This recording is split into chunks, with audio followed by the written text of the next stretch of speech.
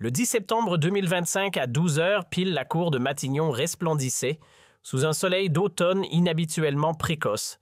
Sur le perron chargé d'histoire-théâtre, d'innombrables renversements et ambitions brisées, les caméras pointaient leurs objectifs prêtes à capter une scène que nul n'aurait pu prédire. L'atmosphère, elle semblait figée, suspendue. François Bayrou, immobile, arborait ce demi-sourire insaisissable qui ne disait rien mais laissait tout entendre. Il n'était pas là pour tourner la page, mais pour écrire un épilogue à sa manière. Depuis sa débâcle monumentale 2 jours plus tôt, il mijotait quelque chose. Un dernier coup d'éclat. Le script était prêt. Ce qu'il ignorait encore, c'est que de l'autre côté de la partie, Sébastien Lecornu, loin d'être dupe, avait compris la manœuvre. Et il n'avait pas l'intention de tomber dans le piège, il comptait retourner la scène en sa faveur et faire de cette transition solennelle un moment de bascule politique. La veille, dans le calme feutré de l'Élysée, le président Macron, les traits tirés par la fatigue des tempêtes récentes, avait longuement échangé avec son ministre de la Défense. Entre les dorures du bureau présidentiel et les regards sévères des anciens chefs d'État fixés sur les murs, un pacte implicite s'était noué. L'un passait le relais, l'autre s'apprêtait à montrer qu'il savait courir. « Tu sais ce qu'il mijote pour demain, François ?» demanda Macron, les yeux d'un bleu tranchant plantés dans ceux de Lecornu. Ce dernier restait silencieux, posté devant la fenêtre ouverte, sur les jardins sombres de l'Élysée. Il scrutait les grilles comme on regarde un pays en cage pensif, habité par le ras-le-bol d'une nation épuisée par les secousses politiques à répétition. « Il va tenter de retourner la scène contre moi », répondit-il finalement d'un ton d'une étonnante tranquillité presque clinique. Un discours fleuve théâtral calibré pour émouvoir. Il brandira son intégrité comme une bannière jouera la carte du sacrifice. L'homme trahi mais digne. Macron inclina doucement la tête comme un professeur dont l'élève a bien compris la leçon. Il connaissait les ficelles de François Bayrou, il en avait lui-même tiré quelques-unes jadis.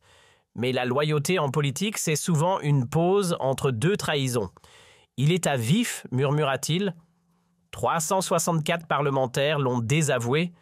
Jamais un Premier ministre n'avait chuté ainsi sur un vote qu'il avait lui-même provoqué. Ce n'est pas un homme qui s'éclipse, c'est un vieux lion qui griffe jusqu'au bout. Lecornu pivota lentement, le visage figé comme taillé dans la pierre, impossible à lire. À 39 ans, il s'apprêtait à endosser le rôle de 5e chef de gouvernement d'Emmanuel Macron, en moins de 24 mois. Une succession de visages qui disaient moins sa propre ascension que l'effondrement silencieux de tout un édifice institutionnel. « Monsieur le Président, déclara-t-il d'un ton posé mais déterminé, j'ai tenu les rênes du ministère des Armées en pleine tempête continentale. 3 années à faire face à la plus grave crise stratégique en Europe depuis une génération. Je pense pouvoir survivre à 7 minutes face à François Bayrou sur les marches de Matignon. Mais ce que ni lui ni Macron ne pouvaient deviner, c'est qu'à cet instant même, dans un appartement feutré du 7e arrondissement, l'ancien Premier ministre peaufinait une mise en scène digne d'un final d'opéra. François Bayrou, 74 ans, les traits tirés par 9 mois d'affrontements parlementaires et de nuits sans sommeil, lisait pour la 10e fois les lignes écrites de sa main. Chaque phrase avait été pensée, dosée, pesée. Sous un vernis d'amabilité, il s'apprêtait à tendre un piège rhétorique ciselé. Offrir son aide, prôner le rassemblement, appeler à l'invention, voilà le masque. Mais derrière chaque mot était un scalpel conçu pour enfermer Lecornu dans une impasse politique. En se drapant dans les habits du vieux sage, prêt à transmettre la torche à une jeunesse fougueuse, Bayrou visait plus haut qu'un simple au revoir. Il voulait instaurer une forme d'autorité morale, lui, le maître généreux. Lecornu, le disciple encore vert. 3 mots souffla-t-il dans un demi-murmure ressassant le squelette de sa tirade aidée, rassemblée, inventée. Ce trio de verbes n'était pas innocent aidé pour insinuer que son successeur risquait fort d'en avoir besoin. Rassembler, clin d'œil à sa propre tentative avortée d'unifier une classe politique éclatée.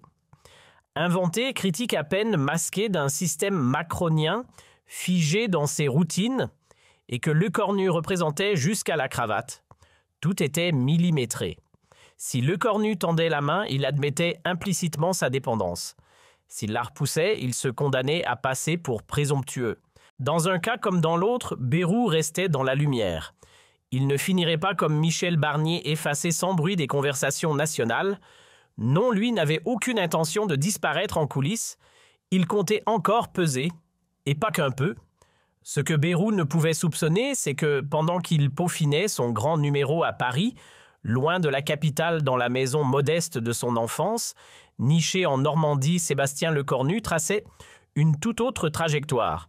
Il n'avait ni la verve lyrique des anciens briscards de la politique, ni ce goût du verbe qui fait frissonner les plateaux télé. Mais ce qu'il possédait valait peut-être davantage l'art de couper court, de dire beaucoup en très peu.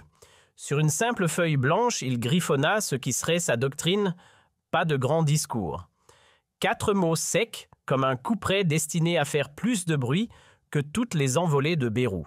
Tandis que l'ancien Premier ministre s'appliquait à tisser de longs rubans de phrases, chargé d'emphase, Lecornu lui forgeait des phrases courtes, tranchantes, chirurgicales. Dans un monde politique saturé de bavardage, le silence et la brièveté devenaient, entre ses mains, des armes de dissuasion massive. Le 10 septembre au matin, Paris se réveillait dans un brouillard incertain à la fois politique et météorologique. Dans plusieurs coins de la capitale, des groupes de manifestants du mouvement Blocou commençaient à prendre forme. Né sur les réseaux sociaux pendant l'été, ce mouvement semblait prêt à mettre la France à l'arrêt, criant son opposition à l'austérité à Macron et à tout le système qui le soutenait. 80 000 policiers avaient été déployés à travers le pays. L'atmosphère était tendue, prête à exploser à la moindre étincelle. À 11h30, une voiture noire aux vitres teintées se gara devant Matignon et Bayrou, en descendit le visage marqué par les événements. Bien que les manifestants n'étaient encore qu'une poignée, leurs cris de révolte étaient déjà intenses. « Bayrou démissionne !» hurlaient certains, bien que l'homme fût déjà un ancien Premier ministre depuis quelques heures. L'ironie de la situation n'échappait à personne. À l'intérieur de Matignon-Bayrou eut un dernier face-à-face de 50 minutes avec son successeur Lecornu. Ce qui se passa réellement pendant ce tête-à-tête reste un mystère. Les seules personnes présentes étaient les 2 hommes et un huissier discret chargé de servir le café. Selon des sources proches, la rencontre fut tendue. Bayrou tenta de justifier son échec, de donner des explications sur son budget rejeté et de mettre en avant des circonstances exceptionnelles. Lecornu lui resta calme à l'écoute, prenant peu de notes et ne posant que peu de questions. Son silence en disait bien plus que ses paroles. À 12 heures tapantes, les lourdes portes de Matignon s'ouvrirent. Lecornu et Bayrou apparurent côte à côte sous les flashs crépitants. Derrière les grilles, la meute médiatique était en ébullition. Les caméras de toutes les grandes chaînes s'étaient donné rendez-vous, TF1 France 2 M6, mais aussi BFM CNews LCI. Toutes avaient suspendu leur programme pour cette séquence que chacun pressentait comme historique. François Bayrou s'avança le premier vers le pupitre dressé au sommet du perron. Vêtu d'un costume anthracite, cravate bleue soigneusement nouée, il affichait ce masque parfaitement poli qu'il avait appris à porter au fil de 5 décennies de pouvoir, un équilibre savant entre la gravité d'un homme d'État et le calme d'un sage. Il inspira profondément, leva légèrement le menton et entama son discours avec une solennité calculée. « Monsieur le Premier ministre, dit-il en se tournant avec une lenteur théâtrale vers Lecornu, nous entrons dans une période à la fois cruciale, complexe et périlleuse pour notre pays. Les dés étaient jetés dès les premiers mots importants, exigeants, dangereux. Un trio d'adjectifs pesés comme des balles destinés à installer une atmosphère de gravité, à exagérer la hauteur de l'obstacle, comme pour mieux valoriser celui qui venait de le quitter. Puis avec cette intonation docte qu'il aimait tant emprunter dans ses grands jours, Bayrou enchaîna presque solennel. 3 mots me viennent à l'esprit en cet instant si particulier, aider, rassembler, inventer. Le décor était planté et le piège lui finement camouflé sous le vernis de la bienveillance. Aider d'abord, ce n'était pas une simple proposition altruiste, c'était un coup subtil porté à l'ego. Car celui qui tend la main s'élève au-dessus de celui qui la saisit. « Vous pouvez compter sur mon soutien sur le nôtre », ajouta-t-il avec un sourire contenu. En un seul souffle, il convoquait son parti, ses fidèles, et se présentait en patriarche de la raison face aux novices. Rassembler ensuite. Un mot plus rusé. Sous ce verbe consensuel se cachait un rappel à peine masqué. Il avait tenté l'union lui aussi, mais les querelles partisanes l'avaient fait échouer. Le message était clair, ce n'est pas qu'il avait failli, c'est que le système était ingouvernable. Inventer, c'était là le mot le plus glissant, le plus chargé. La grenade rhétorique dégoupillée avec un sourire tranquille. Je refuse de croire que nous allons continuer à vivre dans un pays qui détourne les yeux du réel, lança Bayrou d'un ton grave. Ce dont nous avons besoin, ce n'est pas de rêverie, mais de bâtir un futur neuf, fondé sur ce que nous voyons pas, sur ce que nous espérons. Derrière ce plaidoyer en apparence lucide, se cachait un tacle millimétré, un reproche masqué mais précis. Car ce réel dont Bayrou se proclamait le gardien s'opposait frontalement à ce qu'il considérait comme l'aveuglement idéologique de Macron et par ricochet de Lecornu. Eux planaient dans les concepts les visions abstraites, lui revendiquaient les pieds au 10 pas sur terre, les mains dans le cambouis. Bayrou, apôtre du concret, s'érigeait en rempart contre le dogme. Son intervention dura tout juste 4 minutes, le temps suffisant pour se forger un portrait d'homme d'État lucide, blessé mais encore debout. Un martyr digne, prêt à servir malgré tout. Il termina sur une phrase d'un optimisme contrôlé, politiquement calibré. « Je ne peux pas croire que notre nation soit condamnée à errer éternellement dans le chaos, les invectives et la fracture. » Puis Bayrou s'interrompit, se tourna lentement vers Lecornu, affichant un sourire finement étudié, celui de l'homme qui vient de refermer un piège avec élégance. Tout était désormais en place. Si Lecornu acceptait l'offre d'assistance avec reconnaissance, il passerait pour un junior dépendant. Et s'il optait pour un long discours pour se justifier ou dérouler sa propre vision, il tomberait dans le piège du verbiage politique. Celui qui parle trop, c'est souvent celui qui n'agit pas. Mais Lecornu ne mordit pas à l'hameçon. Il s'avança vers le pupitre avec une sobriété chirurgicale. Pas de feuille, pas de dossier, pas même un stylo entre les doigts. Rien. Juste lui, son regard acéré, son costume gris austère et cette résolution tranquille qu'il portait comme une seconde peau. Il jeta un œil à Bayrou, croisa brièvement les caméras, puis fixa de nouveau Bayrou droit dans les yeux. Un silence s'installa. 3 secondes. 3 secondes d'une densité insoutenable pour les journalistes. Et puis il ouvrit la bouche. « Monsieur le Premier ministre, Mesdames, Messieurs, les membres du gouvernement, chers compatriotes. » La voix de Lecornu claqua net sans tremblement. Et tout de suite, la phrase qui fit l'effet d'un couperet « Je ne vais pas m'étendre en longueur. » Boum! Le premier tir était lancé. Pas besoin d'élever le ton, cette simple phrase suffisait à désamorcer d'un coup l'excès rhétorique de Bayrou. C'était sec, c'était direct.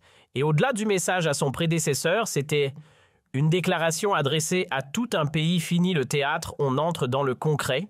L'instabilité que traverse notre pays, tant sur le plan parlementaire que politique, appelle à 2 choses, retenue et modestie. Les mots étaient posés avec soin. Retenue, modestie, pas un hasard. 2 vertus que Lecornu suggérait sans les nommer avoir fait cruellement défaut au gouvernement sortant. Chaque mot pesait lourd. Il ne critiquait pas frontalement, non, il semait des allusions comme on plante des mines dans un champ. Et chaque journaliste dans la cour de Matignon savait exactement où elles explosaient. J'exprime bien sûr toute ma gratitude au président de la République pour la confiance qu'il m'accorde, déclara Lecornu avant de pivoter lentement vers Bayrou, le regard calme, mais perçant. Mais permettez-moi surtout de vous remercier, vous, pour le soutien que vous venez d'offrir, que je ne repousse pas naturellement, et surtout de saluer avec respect le courage remarquable avec lequel vous avez défendu jusqu'au bout vos convictions les plus profondes, celles du citoyen engagé comme du militant inflexible. Jusqu'à la dernière minute ici à Matignon. Une phrase ciselée comme un bijou de rhétorique poli à la surface, mais affûtée comme une lame. Courage remarquable. Voilà le genre de compliment qui pique plus qu'il ne flatte. À première vue, c'était noble, presque émouvant. Mais à y regarder de plus près, c'était un résumé brutal. Lecornu n'avait retenu de l'action de Bayrou ni résultat, ni réforme, ni vision politique, juste du courage. Autrement dit, tu as mis toute ton âme dans la bataille, mais sans effet. Le message était clair, mais livré avec un gant de velours. L'intention était belle, l'impact nul. En évoquant les convictions profondes de militants, Lecornu ne s'adressait pas à n'importe quel public. Derrière cette formule soigneusement pesée, il reléguait Bayrou dans le camp des idéalistes, de ceux qui défendent leurs croyances avant de penser au pays. Pour l'auditeur lambda, la phrase semblait banale. Mais pour les initiés du cercle politique parisien, c'était un tir chirurgical, une disqualification subtile. Traduction : vous vous êtes battu pour vos idées, pas pour l'intérêt général. Et ce sous-entendu, Bayrou l'a parfaitement capté. Son rictus se raidit presque imperceptiblement. Il comprit à cet instant précis que ce qu'il prenait pour un élève obéissant était en fait un stratège déterminé en train de déconstruire son image. Phrase après phrase, sourire après sourire. Puis la réplique tomba, habillée en hommage, mais trempée dans l'acier. « Je crois également qu'un jour justice sera rendue à chacun pour ce qu'il a tenté, » dit Lecornu avant d'ajouter l'air faussement respectueux. « Et je parle aussi ici en tant que votre cadet, monsieur le Premier ministre. » Et là, fin du match. En prononçant « votre cadet », Lecornu signait l'acte de succession. Le vieux lion était désormais une relique, lui l'avenir. Le passé venait d'être poliment poussé vers la sortie. Ce qui rendait l'intervention de Lecornu d'autant plus percutante, c'était cette apparente politesse, cette déférence toute formelle qui, paradoxalement, rendait chaque mot beaucoup plus tranchant. Puis il enchaîna avec ce qui allait devenir la phrase phare de son discours, celle qui ferait résonner des échos dans toute la presse pendant des jours. Il n'eut besoin que de 4 mots simples, mais puissants. « Nous allons y arriver. Nous allons y arriver. » Là, le ton avait changé. Les mois d'incertitude, de gouvernements chancelants, de décisions ratées et de budgets rejetés semblaient soudainement se fondre dans cette phrase aussi courte que rassurante. Un message sans ambiguïté comme une promesse, fini les blablas. L'espoir n'était plus un vague slogan, mais une certitude.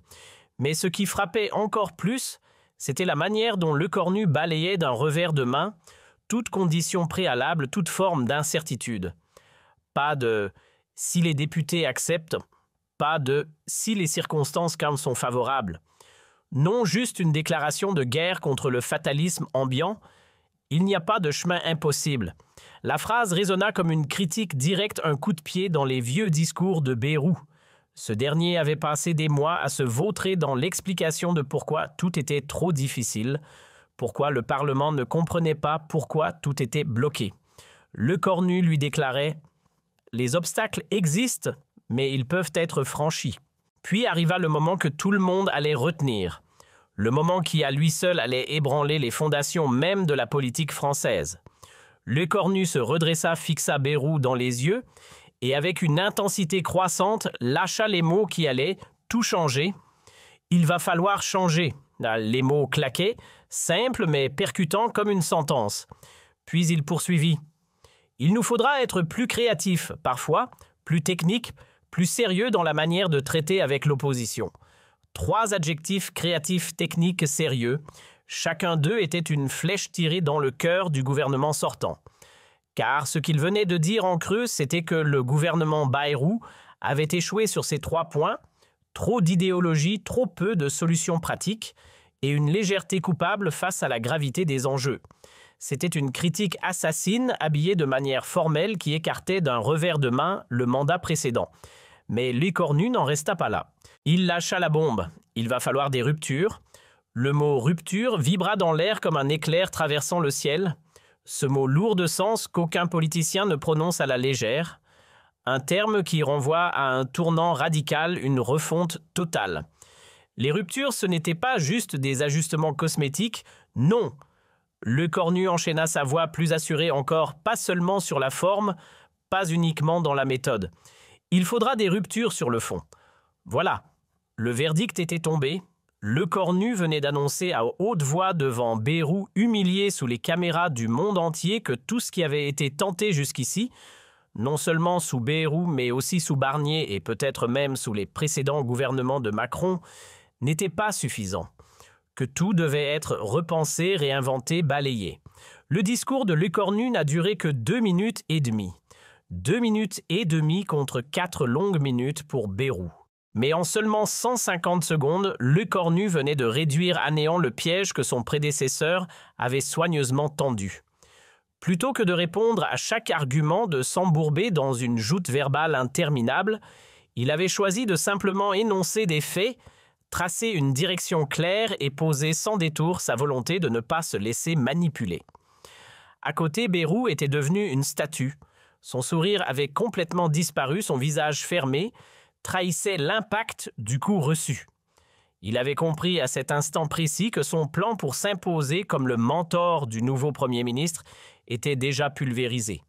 Lecornu n'avait pas accepté son aide, mais surtout, il n'avait pas rejeté l'offre d'une manière arrogante. Non, il avait fait bien mieux, il avait complètement déplacé le débat, le rendant obsolète. La cérémonie se conclut par une poignée de main aussi expéditive que glaciale, juste assez longue pour satisfaire les objectifs des caméras. Ensuite, les deux hommes disparurent à l'intérieur du bâtiment pour signer les derniers documents officiels. Mais dehors, une autre scène venait de s'enclencher, numérique celle-là. En l'espace de quelques minutes, Twitter s'embrasa. Le mot dièse dans Lecornu rupture grimpa en flèche jusqu'à trôner au sommet des tendances. D'abord un peu sonné par la brièveté inhabituelle de son intervention, les analystes politiques commencèrent à disséquer chaque formule. Un éditorialiste du Monde posta « En termes de communication politique, c'est un coup de maître ». Un autre plus incisif lança « Il a fait en 2 minutes 30 ce que certains peinent à faire en 2 heures ». Sur BFM, un chroniqueur ajouta « Ce qui est fascinant, c'est qu'il n'a jamais dit « je ». Il a dit « on »,« il faut ». Nous allons, un discours collectif sans ego, presque chirurgical. Sur les chaînes d'information en continu, les spécialistes scrutaient chaque détail de l'intervention de Lecornu.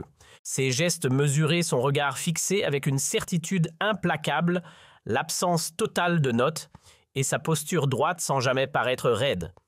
Tout était minutieusement calibré pour offrir l'image d'un homme compétent, déterminé, mais sans la moindre once d'arrogance. Et surtout, il y avait cette phrase, sur les ruptures sur le fond, qui résonnait dans l'air comme un coup de tonnerre. Les analystes l'avaient immédiatement saisi, Lecornu n'annonçait pas seulement un changement de méthode pour atteindre les mêmes résultats. Non, il prévoyait de changer les objectifs eux-mêmes. Dans le quartier général du Parti socialiste rue de Solferino, Olivier Faure observait la scène à la télévision, l'air à la fois captivé et sceptique. « Des ruptures sur le fond », murmura-t-il, un sourire en coin. « Voyons si c'est du vrai ou juste une manœuvre politique. » Au QG du Rassemblement national à Nanterre, Jordan Bardella griffonnait calmement dans son carnet. Le chef de file du RN, à peine trentenaire, reconnut instantanément chez Lecornu un langage qu'il maîtrisait lui-même, celui du renouvellement par rupture.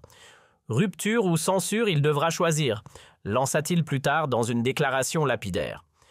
Le sous-texte était limpide, les promesses de transformation devront se traduire en actes concrets. Sans résultat viendra la sanction. Pendant ce temps, dans les couloirs devenus silencieux de Matignon-François Bayrou, saluait une dernière fois ses collaborateurs. Certains ministres visiblement émus avaient les yeux embués. D'autres dissimulaient mal une frustration bouillonnante. Tous avaient compris qu'il venait d'assister à un moment politique à part. « Il vient de nous balayer d'un revers de manche », souffla un conseiller à son collègue. Ce dernier, habitué aux joutes de palais, répondit d'un ton posé « Non, il ne nous a pas humiliés. Il a fait pire. Il nous a effacés avec élégance. » Bayrou lui choisit de se taire. Son visage désormais figé était devenu une véritable cuirasse. Il échangea des poignées de main et des embrassades polies, puis monta dans sa voiture officielle pour la toute dernière fois. Direction Pau, sa ville de cœur dans le sud-ouest, où il conservait encore son mandat. La voiture s'éloigna lentement, franchissant les grilles de Matignon. Et ainsi, François Bayrou disparut aussi soudainement qu'il était apparu sur la scène politique 9 mois plus tôt sans faire de bruit. À l'intérieur de Matignon, Sébastien Lecornu, lui, ne perdait pas de temps. À 14h30, il recevait déjà Gabriel Attal, le leader des députés Renaissance, le mouvement de Macron. Une nouvelle ère était en marche. À 15h, les premiers à défiler étaient les représentants des Républicains. À 17h30, Édouard Philippe, ancien Premier ministre et un rival de poids. Le marathon des consultations venait de commencer, mais une nouvelle dynamique flottait dans l'air politique. Les figures politiques qui faisaient leur entrée à Matignon ce jour-là n'étaient plus les mêmes que celles qui s'étaient rendues là pour discuter avec Bayrou ou Barnier. Ce n'était pas la même atmosphère, pas la même attitude. Ils le ressentaient. Le Cornu était différent. Ce n'était plus le politicien classique qui diluait son temps dans des échanges interminables ou qui tentait de les convaincre par des discours pleins de promesses. Non, lui, il agissait, et dès le soir du 10 septembre, il prouverait que les choses seraient faites autrement. Tous les journaux télévisés de 20 heures se concentrèrent sur l'événement du jour, la passation de pouvoir. Sur TF1, Gilles Boulot lança « Une page se tourne ». En moins de 3 minutes, Sébastien Lecornu avait imposé un style radicalement différent. Pas de discours interminable, pas de discours pompeux. Juste l'essentiel. Sur France 2, Anne-Sophie Lapix remarqua avec justesse « Ce qui marque ici, c'est cette économie de mots. Dans un monde politique où les discours s'étirent de souvent pour ne rien dire, Lecornu avait fait l'inverse, dire énormément en peu de mots. M6, quant à elle, allait encore plus loin. Karim Rissouli s'interrogea « La véritable question maintenant, c'est cette promesse de rupture. Mais concrètement, qu'est-ce que cela signifie parce que les Français en ont assez des promesses vides ?» Une interrogation légitime. C'était la question qui, en effet, allait définir les jours à venir. Lecornu avait brillamment remporté la bataille de la communication lors de la passation de pouvoir, mais la guerre politique venait à peine de commencer. Dans les jours qui suivirent, des informations confidentielles commencèrent à filtrer. Selon des sources proches de Bayrou, l'ex-premier ministre avait passé la nuit avant la passation à peaufiner chaque détail de son discours. Il avait consulté ses conseillers en communication, répété devant son miroir chronométré chaque ligne espérant marquer l'histoire. Il voulait que ce moment soit mémorable, qu'on se souvienne de lui, non pas comme un démissionnaire, mais comme un homme d'État qui quitte la scène avec dignité et honneur. Ce que Bayrou n'avait pas anticipé, c'est que Lecornu ne partageait pas sa vision de ce qui constituait un discours mémorable. Pour Bayrou, l'art de la parole résidait dans des discours longs, tissés de références savantes, de métaphores complexes d'une prose élégante. Pour Lecornu, au contraire, la force d'un discours résidait dans sa simplicité, dans sa capacité à marquer l'esprit par son impact direct et sa clarté. Deux hommes, deux générations et surtout deux conceptions totalement différentes du pouvoir et de la communication. L'essentiel de ce qui s'est dit lors de leur rencontre privée de 50 minutes demeure flou, mais certains détails ont commencé à filtrer. Selon une source proche de l'entourage de Bayrou, l'ancien Premier ministre a tenté de transmettre ses connaissances à Lecornu, notamment sur la gestion du Parlement. François lui a expliqué minutieusement pourquoi son budget avait échoué, racontait cette source. Il a détaillé les factions, les personnalités compliquées à gérer, les lignes rouges à ne pas franchir. Lecornu, quant à lui, écoutait poliment, mais son regard laissait clairement entendre qu'il avait d'autres préoccupations en tête. À un moment donné, Bayrou aurait déclaré « Sébastien, tu verras, la réalité parlementaire est bien plus complexe que tu ne l'imagines. Ce n'est pas l'armée, tu ne peux pas juste donner des ordres. » Lecornu, implacable, répondit « Je ne compte pas donner des ordres, je cherche à créer des accords. C'est une approche différente. » Une réponse anodine en apparence, mais qui trahissait déjà leur divergence de méthode fondamentale.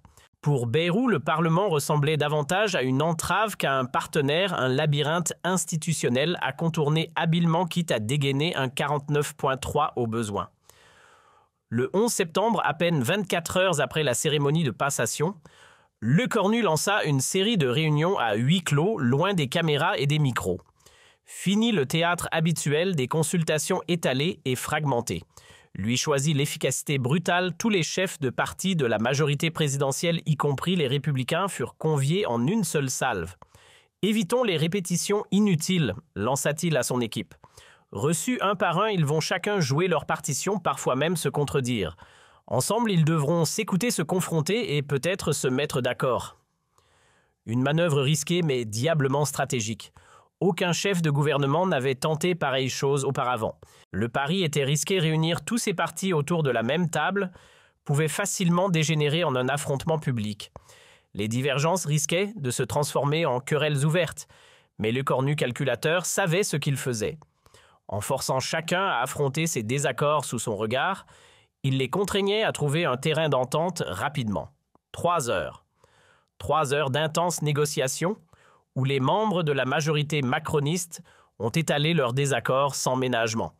Mais à la fin, un consensus émergea sur plusieurs points essentiels, pas question de supprimer un jour férié maintien, d'une contribution des plus hauts revenus et surtout un engagement pour une consultation continue avec l'opposition de gauche, en particulier le Parti socialiste. C'était déjà un progrès bien plus significatif que tout ce que Bayrou avait pu accomplir en 9 mois. Le 12 septembre, Lecornu convia les syndicats CGT, CFDT et FO à Matignon. Ces derniers débarquèrent avec des revendications longues comme des rouleaux de papier portés par la vague de soutien du mouvement Blocou qui avait réuni des centaines de milliers de manifestants le 10 septembre. Les syndicats, forts de leur mobilisation, étaient en position de force. Mais Lecornu n'était pas du genre à se laisser impressionner. Plutôt que de recevoir chaque syndicat séparément comme on s'y attendait, il choisit de les rassembler autour d'une seule et même table. « Mesdames et messieurs, commença-t-il avec une assurance tranquille, « j'ai pris connaissance de toutes vos revendications. Certaines d'entre elles se contredisent. Vous voulez plus de dépenses publiques et en même temps moins d'impôts. C'est une équation insoluble. Alors voilà ma proposition, dites-moi, quelles sont vos 3 priorités absolues? 3, pas 20, pas 10.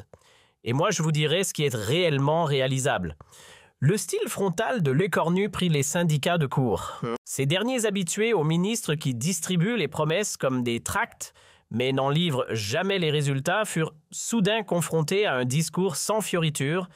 Il allait falloir faire des choix, établir des priorités, renoncer à tout obtenir. Une approche déconcertante. C'est une approche originale, reconnut Sophie Binet, la patronne de la CGT, à sa sortie. Puis en haussant les épaules, attendons de voir s'il s'y tient vraiment. Pendant ce temps, les plateaux télé et les colonnes des journaux s'enflammaient, toujours autour de la passation de pouvoir. Les experts de la com analysaient la posture de Lecornu au millimètre près, le ton, les silences, le regard jusqu'au bouton de manchette. Un professeur de Sciences Po fit mouche dans une tribune parue dans le Figaro, ce que Lecornu semble avoir saisi contrairement au reste de la classe politique, c'est que dans une démocratie en panne de confiance, mieux vaut se taire que bavarder. Les Français n'attendent plus des paroles, ils exigent des actes. Dans les antichambres feutrées du Palais Bourbon, une expression nouvelle circulait de bouche en bouche, l'effet Lecornu. Une présence qui dérangeait précisément parce qu'elle ne laissait aucune faille exploitable. Marine Le Pen, réunissant ses députés à huis clos, lâcha sèchement. Ce gars-là, c'est un problème. Pas un mot de travers, pas une posture maladroite. Il est insaisissable. De son côté, Jean-Luc Mélenchon choisit la voie rapide, celle du tweet au vitriol. Lecornu ou Bayrou, même recette, même poison. Macron change les figurants, pas le scénario. Une motion de censure arrive, préparez-vous. Mais dans les rangs même de la France insoumise, l'unanimité ne tenait pas. En coulisses, Manuel Bompard laissait filtrer un soupçon de réalisme. Franchement, il donne l'impression de savoir ce qu'il fait. Ça ne va pas être aussi simple de le faire vaciller. Tout le monde le murmurait déjà dans les couloirs pour Lecornu, le véritable crash test. Ce serait le budget 2020. C'est précisément là que Bayrou s'était pris le mur. Son projet de loi de finances, avec ses 44 milliards d'euros d'économies, avait mis tout le monde à dos, parti syndicat, opinion publique. Une addition trop salée pour passer. Alors, le 15 septembre, à peine 5 jours après son entrée en scène, Lecornu décida de prendre la parole depuis Matignon. Aucun gouvernement officiellement constitué, certes, des sourcils qui se haussaient dans les rédactions aussi, mais lui, ce qu'il voulait, c'était mettre les points sur les i, expliquer comment il comptait aborder le casse-tête budgétaire avant même de choisir ses ministres. La salle de presse de Matignon était noire de monde. Plus de 200 journalistes, tous les yeux rivés sur le même point. Caméra, micro, enregistreur près, l'ambiance était électrique. Lecornu fit son entrée seul une fois de plus, sans ses fiches de notes. Il s'assit tranquillement derrière le pupitre, balaya la salle du regard et lança « Je vais commencer à partir de rien », annonça-t-il sans détour. Le budget de Bayrou n'est qu'une base pour ma réflexion, il n'a rien d'intouchable. À partir de rien. Ces mots lancés comme une charge résonnèrent dans la salle. Lecornu venait de balayer d'un revers de main le travail de son prédécesseur. « Mon objectif est de réduire le déficit à 4,7% du PIB d'ici 2026, poursuivit-il avec une assurance implacable. C'est proche des 4,6% visés par M. Bayrou, mais je vais atteindre ce chiffre par une toute autre voie. Autre voie, voilà le mot-clé. Un journaliste de Libération leva la main, impatience palpable. Monsieur le Premier ministre, vous parlez de rupture sur le fond. Mais concrètement, qu'est-ce que cela signifie? Lecornu ne se laissa pas démonter. Cela signifie qu'il n'est pas acceptable de demander aux classes moyennes et populaires de porter tout le fardeau. La justice fiscale ne sera pas un slogan, elle sera une réalité. Justice fiscale, voilà qui parlait même à la gauche. Un journaliste de BFM toujours aussi incisif n'allait pas laisser Lecornu s'en tirer aussi facilement. Comptez-vous instaurer la taxe Zuckman sur les grandes fortunes comme le réclament les socialistes? Lecornu prit un instant de réflexion. La question bien qu'habilement formulée était un véritable piège. Un oui et il perdait toute chance de s'attirer le soutien de l'aile libérale et des patrons. Un non et il fermerait la porte à un compromis avec le Parti socialiste. La taxe Zuckman est une proposition intéressante, répondit-il mesuré. Mais il existe d'autres options fiscales qui pourraient produire des résultats similaires sans entraîner les complications techniques que celle-ci pourrait occasionner. Lecornu venait de maîtriser l'art délicat de ne pas dire non sans accepter d'ouvrir une brèche sans se compromettre. Les journalistes, désormais conscients de l'ampleur du jeu, comprirent qu'ils avaient affaire à un tacticien hors pair.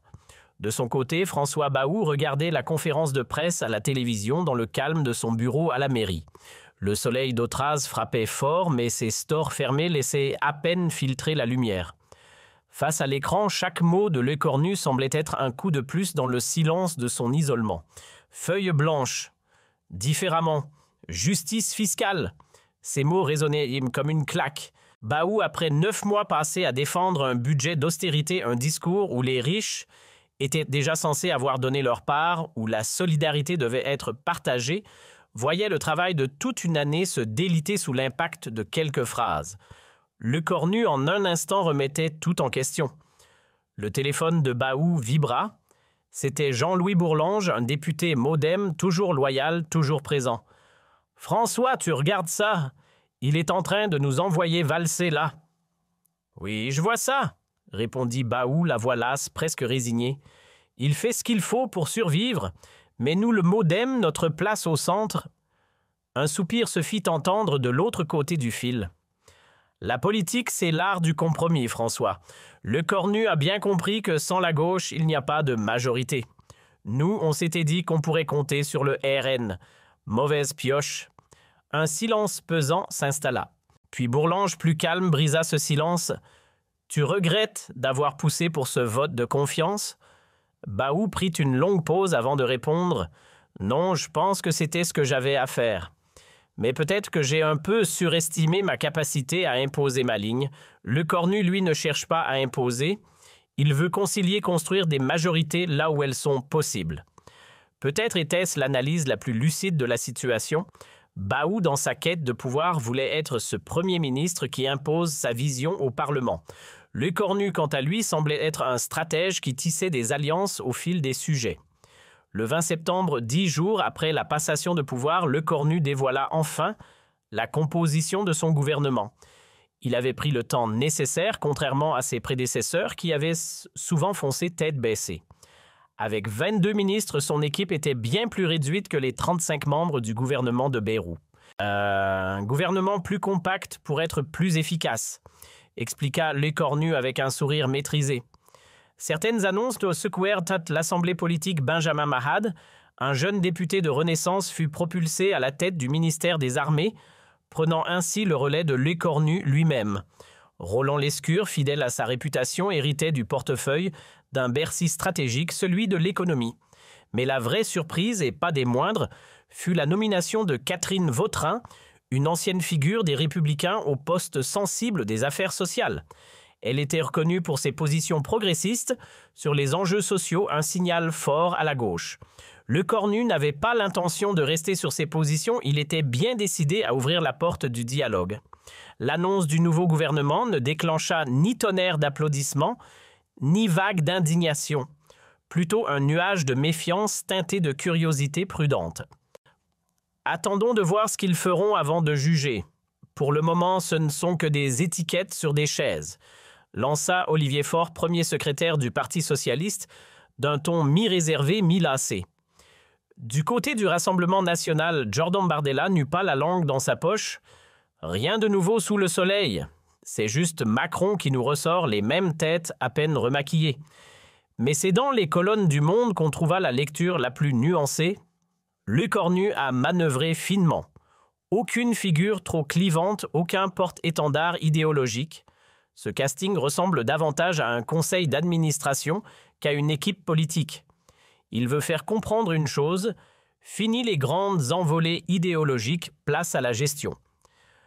Le 25 septembre, Lecornu brisa enfin le silence médiatique. Pas en s'adressant à une élite abonnée au Figaro ou aux lecteurs politiques du Monde. Non, il choisit le Parisien Le Quotidien qui trône sur les tables de cuisine et dans les salles d'attente un geste réfléchi presque électoral. Devant les caméras, il ne chercha pas à vendre du rêve. « Je n'ai pas de baguette magique », lâcha-t-il sans détour. « Je ne vais pas transformer la France du jour au lendemain, mais je compte bien remettre les choses dans le bon sens. » Interrogé sur la très controversée taxe, Zucman, sa réponse fut millimétrée. Le dispositif exact de Zucman est discutable, mais une participation accrue des ultra-riches, oui, pourquoi pas. Ce n'est pas la même chose. Sur le terrain miné des retraites, il prit soin de ne pas braquer. La réforme de 2023 restera en place. Cela dit, on peut ajuster les détails et je suis prêt à en parler avec les syndicats. Son credo, ne rien lâcher sur le fond, mais garder la porte ouverte sur la forme. Pendant ce temps, Baou, lui aussi, s'invitait dans le débat sur les ondes de France Inter. L'ancien Premier ministre n'avait pas dit son dernier mot. À l'écoute de cette interview, le décalage entre Bayrou et Lecornu sautait aux oreilles. Tandis que le nouveau Premier ministre tranche, va droit au but et économise ses mots, Bayrou lui prenait des détours dignes d'un colloque universitaire. Ce que nous vivons dépasse la simple mécanique budgétaire ou parlementaire, lançait-il d'un ton solennel. Il s'agit d'une crise du sens, une fracture civilisationnelle. Mais avant qu'il ne parte trop loin dans sa fresque lyrique, le journaliste le coupa doucement. « Pardonnez-moi, monsieur Bayrou, mais revenons à votre choix de soumettre un vote de confiance. Avec le recul, est-ce une décision que vous regrettez ?» Visiblement piqué, l'ancien Premier ministre redressa le dos, l'air contrarié. « Regrettez absolument pas. J'ai suivi ma conscience. Le pays ne peut pas éternellement ignorer ses limites financières.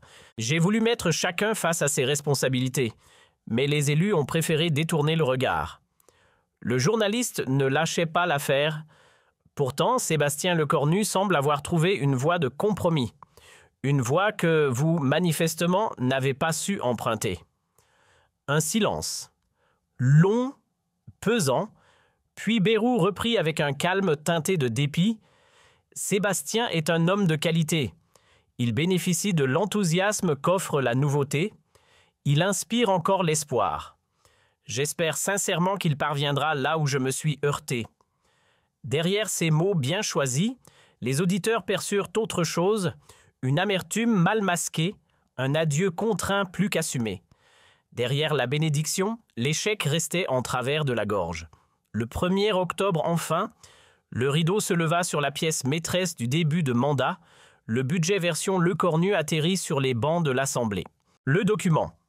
Un mélange finement dosé d'ingrédients politiques, 40 milliards d'économies, un peu moins que les 44 de l'ère Bayrou, pour ne pas effrayer les modérés, mais assez pour rassurer les orthodoxes. Il y avait là une hausse ciblée des contributions sur les très hauts revenus, une pression mesurée sur les services publics, mais pas de purge dans les effectifs de la fonction publique. Un coup de volant à gauche, un clin d'œil à droite, bref, un exercice d'équilibrisme assumé. Lecornu résuma le tout en une phrase bien ciselée. Ce budget n'est peut-être pas celui de nos rêves, mais c'est celui qui peut devenir réalité. Une manière élégante de dire « on fait avec ce qu'on a » et surtout avec qui on doit composer. Le débat budgétaire s'ouvrit dans une ambiance chargée de tensions, certes, mais loin de l'incendie. Le 10 septembre 2025 à 12h, pile, la cour de Matignon resplendissait sous un soleil d'automne inhabituellement précoce.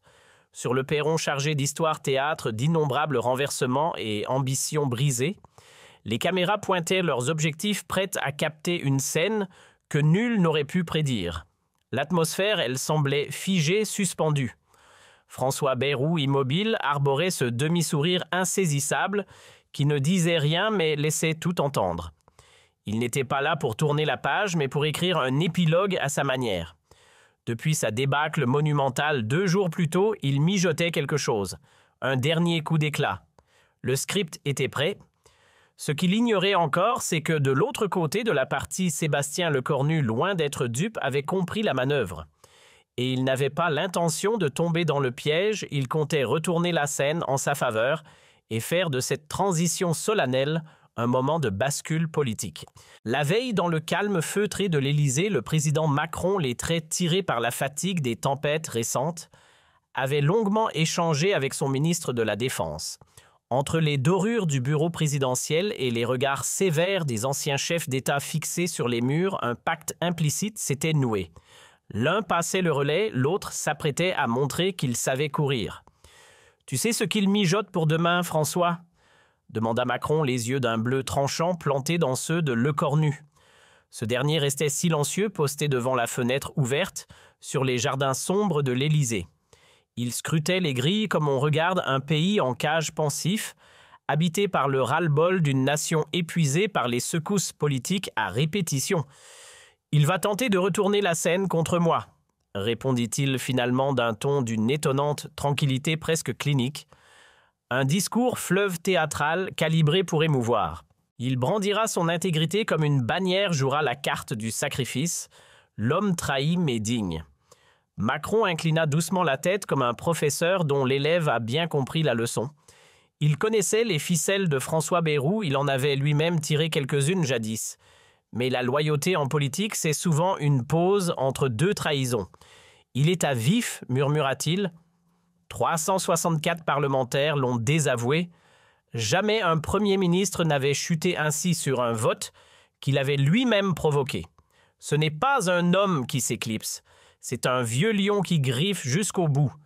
Lecornu pivota lentement, le visage figé comme taillé dans la pierre, impossible à lire. À 39 ans, il s'apprêtait à endosser le rôle de 5e chef de gouvernement d'Emmanuel Macron, en moins de 24 mois. Une succession de visages qui disaient moins sa propre ascension que l'effondrement silencieux de tout un édifice institutionnel. « Monsieur le Président, déclara-t-il d'un ton posé mais déterminé, j'ai tenu les rênes du ministère des Armées en pleine tempête continentale. 3 années à faire face à la plus grave crise stratégique en Europe depuis une génération. Je pense pouvoir survivre à 7 minutes face à François Bayrou sur les marches de Matignon. Mais ce que ni lui ni Macron ne pouvaient deviner, c'est qu'à cet instant même, dans un appartement feutré du 7e arrondissement, l'ancien Premier ministre peaufinait une mise en scène digne d'un final d'opéra. François Bayrou, 74 ans, les traits tirés par 9 mois d'affrontements parlementaires et de nuits sans sommeil, lisait pour la 10e fois les lignes écrites de sa main. Chaque phrase avait été pensée, dosée, pesée. Sous un vernis d'amabilité, il s'apprêtait à tendre un piège rhétorique ciselé. Offrir son aide, prôner le rassemblement, appeler à l'invention, voilà le masque. Mais derrière chaque mot était un scalpel conçu pour enfermer Lecornu dans une impasse politique. En se drapant dans les habits du vieux sage, prêt à transmettre la torche à une jeunesse fougueuse, Bayrou visait plus haut qu'un simple au revoir. Il voulait instaurer une forme d'autorité morale, lui, le maître généreux. Lecornu, le disciple encore vert. 3 mots souffla-t-il dans un demi-murmure ressassant le squelette de sa tirade aidée, rassemblée, inventée. Ce trio de verbes n'était pas innocent aidé pour insinuer que son successeur risquait fort d'en avoir besoin. Rassembler, clin d'œil à sa propre tentative avortée d'unifier une classe politique éclatée.